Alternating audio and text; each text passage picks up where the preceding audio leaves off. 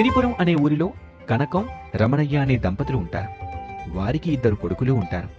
పెద్ద కొడుకు శ్రీకాంత్, చిన్న కొడుకు అశోక్. వారికి పెళ్లి వయసు రావడంతో పెళ్లి చేయాలి అనుకుంటుంది కనకం. ఒరే శ్రీకాంత్, అశోక్, ఇలా రండి. ఏంటమ్మా? ఏం లేదురా, మీ ఇద్దరికి పెళ్లి జరిపిస్తే నా బాధ్యత తీరిపోతుంది. ఇప్పుడే అంత తొందరే ఉందిలే అమ్మా, నిదానంగా చేసుకుంటాంలే. ఇంకెప్పుడు పెళ్లి చేసుకుంటారా? అది కాదమ్మా, కొన్నాళ్ళు సరదాగా బ్యాచిలర్ లైఫ్ని ఎంజాయ్ చేద్దాం అనుకుంటున్నాం. అంటే ఏమిట్రా? ఏమంటున్నారు మీరు? పెళ్లి చేసుకున్న వాళ్ళందరూ ఎంజాయ్ చేయట్లేదంటావా? అప్పుడే పొలం నుంచి ఇంటికొస్తాడు కనకం భర్త రమణయ్య. అదే గదే వాడు చెప్పేది. తెలివైనడు కాబట్టి కాస్త ముందుగానే గ్రహించాడు. ఏమిటి మీరు కూడా వాడికి వంత పాడుతున్నారా?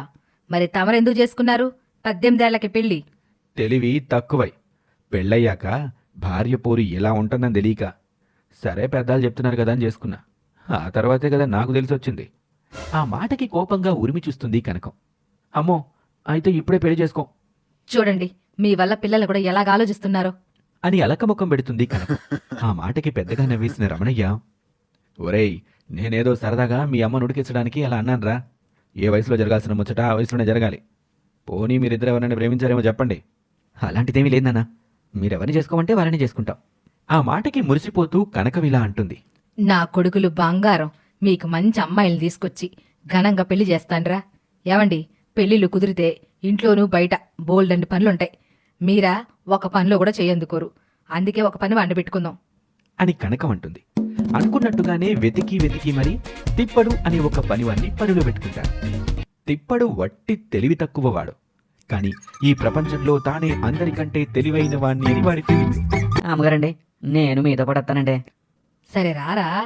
ఇక ముగ్గురు కలిసి పెళ్లి చూపులకి వెళ్తారు. 2 కొడుకులకి ఒకే ఇంట్లో అక్క చెల్లెల్ని చూసి పెళ్లి చెయ్యాలని చూస్తుంది కనకం. ఏవండి, అమ్మాయిలు లక్షణంగా ఉన్నారు కదా?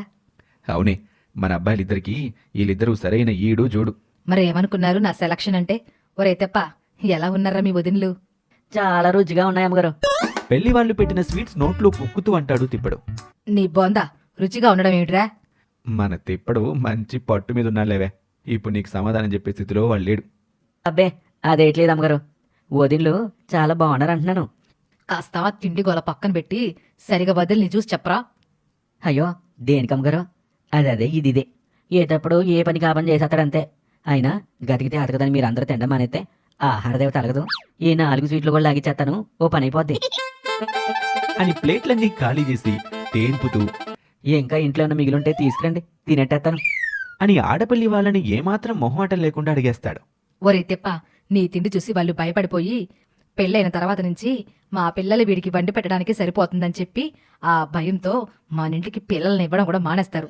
నీకు కావాలంటే ఇంటికి వెళ్ళాక వండి పెడతానులేరా. సరే అమ్మగారు, ఆ మాట అన్నారు మీరు, బాగుంది.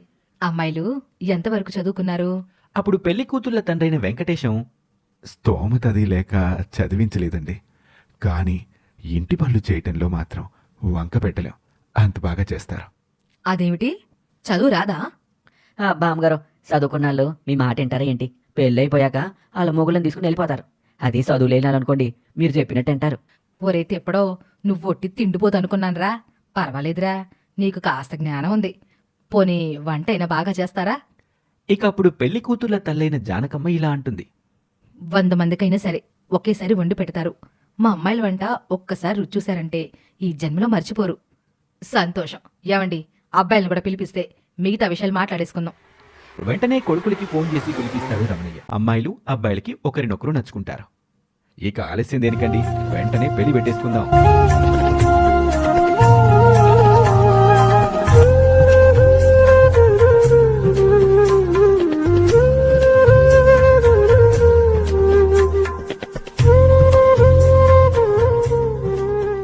Please subscribe my channel. Chocolate is the Niku.